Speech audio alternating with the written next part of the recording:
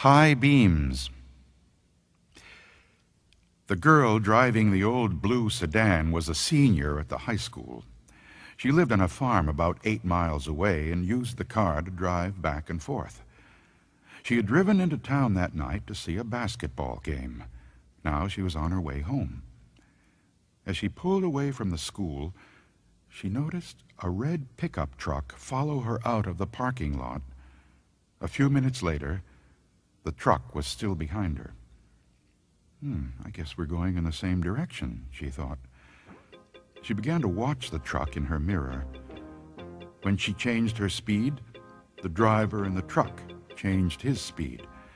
When she passed a car, so did he. Then he turned on his high beams, flooding her car with light. He left them on for almost a minute. He probably wants to pass me, she thought, but she was becoming uneasy. Usually she drove home over a back road. Not too many people went that way. But when she turned onto that road, so did the truck.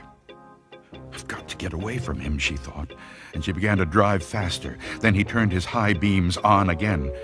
After a minute, he turned them off. Then he turned them on again and off again. She drove even faster, but the truck driver stayed right behind her. Then he turned his high beams on again. Once more, her car was ablaze with light. What is he doing, she wondered. What does he want? Then he turned them off again. But a minute later, he had them on again, and he left them on. At last, she pulled into her driveway, and the truck pulled in right behind her. She jumped from the car and ran to the house. "Call the police!" she screamed at her father. Out in the driveway, she could see the driver of the truck. He had a gun in his hand. When the police arrived, they started to arrest him, but he pointed to the girl's car. "You don't want me," he said. "You want him." Crouched behind the driver's seat, there was a man with a knife. As the driver of the truck explained it, the man slipped into the girl's car just before she left the school. He saw it happen, but there was no way he could stop it. He thought about getting the police, but he was afraid to leave her. So he followed her car.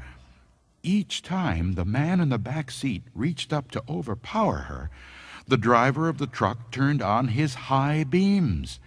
Then the man dropped down, afraid that someone might see him.